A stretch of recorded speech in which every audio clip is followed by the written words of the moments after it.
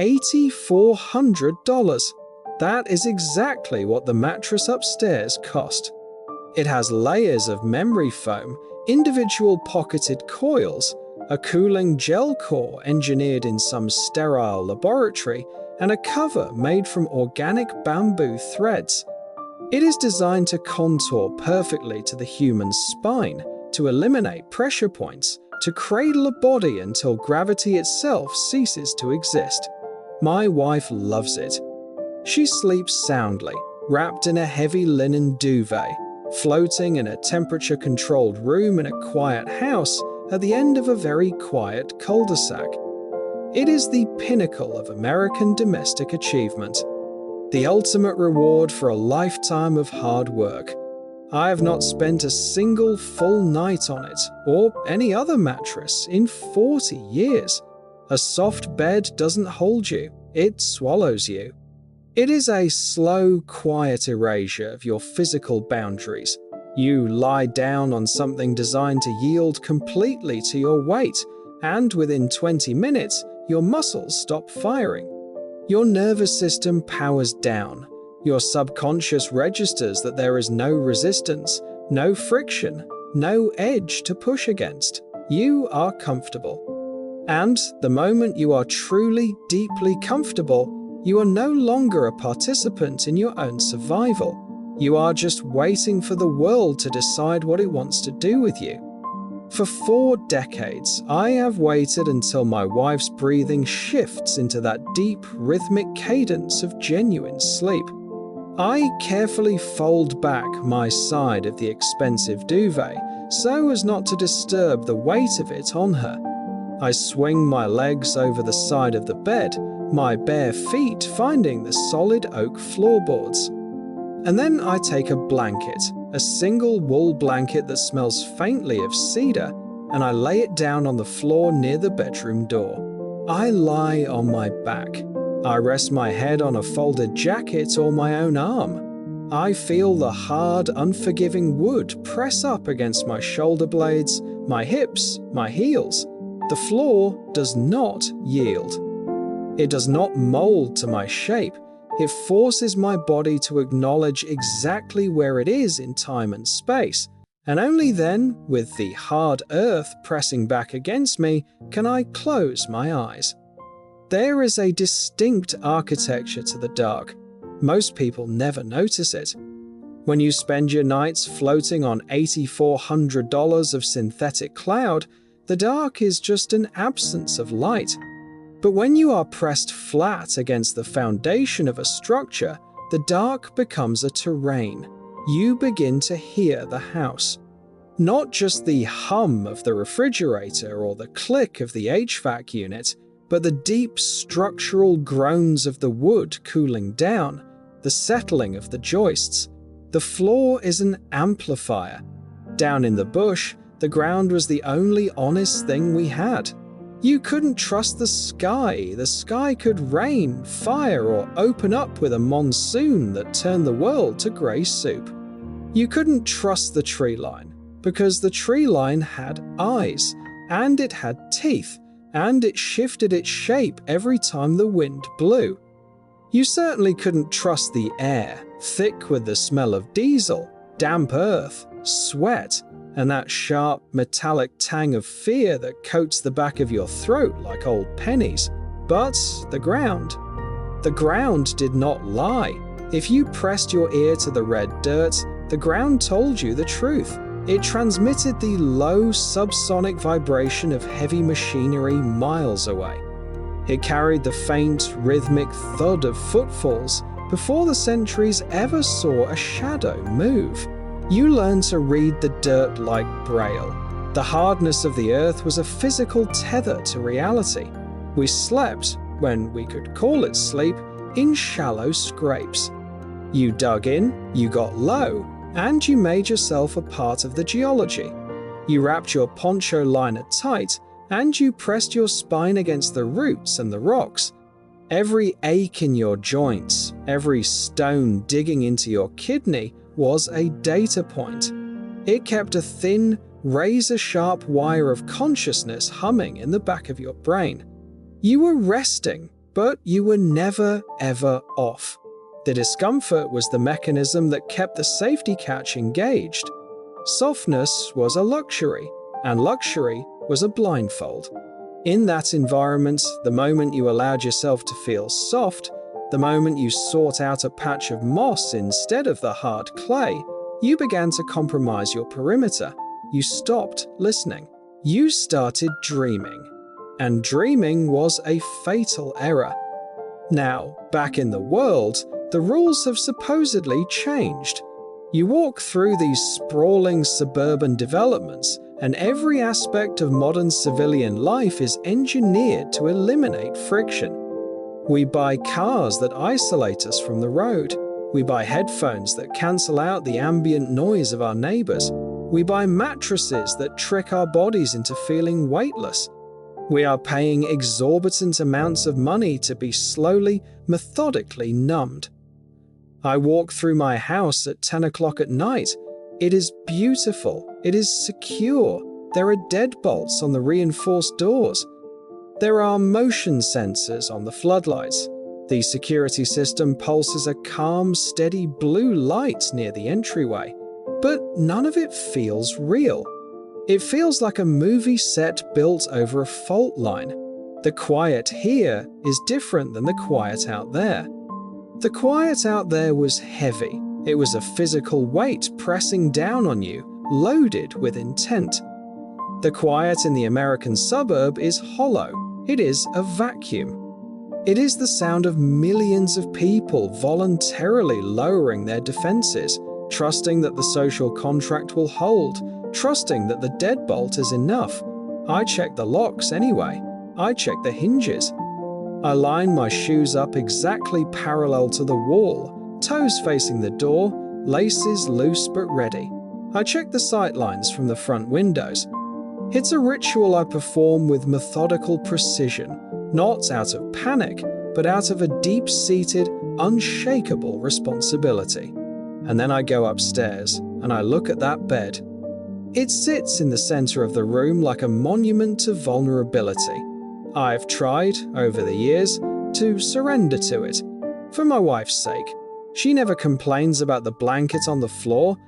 She never steps over me with anything less than grace, but I know the toll it takes.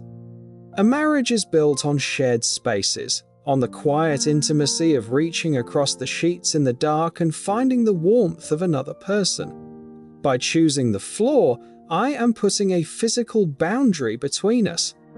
I am choosing the cold wood over her warmth. I am choosing the ghosts of my past over the living, breathing reality of our life together. It is a moral failure that I swallow every single night. But the few times I have forced myself to stay in that bed, the panic is absolute. It starts the moment my shoulders sink into the foam. The lack of resistance feels like a trap door opening beneath me. My heart rate spikes. The blood rushes in my ears. The silence of the room becomes a suffocating weight. I close my eyes, and I don't feel rested. I feel paralyzed. I feel like a man who has willingly strapped himself to a table and handed the knife to a stranger. I lie there, staring at the ceiling, waiting for the ceiling to collapse. I wait for the sharp, cracking report of incoming fire. I wait for the air to ignite. And because the mattress absorbs every sound, every subtle vibration of the house, I feel deaf. I feel blind. I am terrified that while I am sinking into this artificial cloud, the enemy, whatever shape that takes now, is quietly moving through the halls below. The guilt of leaving her side is heavy, but the primal terror of being caught soft is heavier. The man I am supposed to be now, the husband, the neighbor, the civilian, fights a losing battle every night against the man who was forged in the dirt. The man who knows that comfort is just the universe's way of asking if you've stopped paying attention. There is a reason the mind holds on to the hard things and lets the soft things blur. The soft things don't keep you alive. 40 years is a long time to carry a habit. but it is a very short time to carry a memory. It compresses. The decades fold in on themselves until a Tuesday in Ohio feels a million miles away, but a specific humid night in a valley halfway across the world feels like it's happening right now, just on the other side of the drywall. We had a kid with us. He wasn't really a kid, he was 19, which made him a man by the government standards, but he had that wide, unblemished face that told you he still believed in fairness. Still believed that if you did the right thing would happen to you. We had been pushing hard for 3 weeks, sleeping in the mud. Sleeping in the back of trucks that smelled like rust and old blood. Our joints were ground down to glass. We finally rotated back to a semi-secure staging area. It was supposed to be a safe zone. Inside one of the supply tents, someone had dragged in a stack of actual cots, canvas stretched tight over aluminum frames, with these thin olive-drab mattress pads tied to them. To us, they looked like something out of a palace. The kid laid claim to one immediately. He dropped his gear, ran a hand over the fabric, and smiled. He told me he was going to sleep for 2 days straight. He told me it felt like being back in his own bed. I looked at those cots, sitting 2 feet off the ground, elevated, exposed. They looked soft, they looked comfortable, and a cold, dark alarm bell started ringing in the dead center of my chest. It was irrational. We were behind the wire. We had Overwatch. We were supposed to be safe, but the ground was the only thing I trusted. I took my poncho liner, walked past the row of cots, and found a spot in the far corner of the tent, right on the packed dirt. The kid looked at me like I was crazy. He laughed, shook his head, and climbed onto the mattress. He was asleep in seconds. His breathing went deep and slow. He was finally comfortable. He had let his guard down. He had surrendered to the softness. The mortar didn't make a whistling sound. That's a myth for the movies. It just displaced the air. A sudden, violent vacuum that sucked the breath out of your lungs a fraction of a second before the earth tore open. The impact was deafening. It wasn't a boom, it was a concussive wave of heat and pressure that picked me up off the dirt and slammed me back down. Dust choked the air, thick and tasting of sulfur and pulverized rock. My ears were ringing with a high, mechanical whine. Because I was on the floor, because I was flat against the earth, the shrapnel sheared the air exactly 18 inches above my back. It cut through the tent canvas like a scythe. It cut through the aluminum frames of the cots. It cut through the thin olive-drab mattresses. When the dust finally settled and the flares went up, casting that unnatural, shivering white light over the camp, I pushed myself up from the dirt. I was whole. I was alive. I looked toward the center of the tent. The cot the kid was sleeping on was in splinters. The softness of the mattress had done nothing to stop the steel. It had only elevated him into the fatal funnel of the blast. He had sought comfort, he had trusted the illusion of safety, and it had killed him. I stood there, wiping the mud and ash from my face, looking at what was left of his resting place. And in that moment, the universe made a very clear, very cold contract with me. The soft things are a lie. The earth is the only truth. If you rise above it, if you let yourself float, you are arrogant, and arrogance is punished. I made a silent vow to the dirt beneath my boots. I would never let myself forget the physics of survival. I would never let myself be caught believing that I had earned the right to stop paying attention. That is the hidden truth. That is the ghost that lives in the $8,400 mattress upstairs. It's not just that I fear being weak, It is that I do not believe I have the right to be comfortable when the kid is permanently in the ground. Every time I lay down on a soft surface, I feel his absence.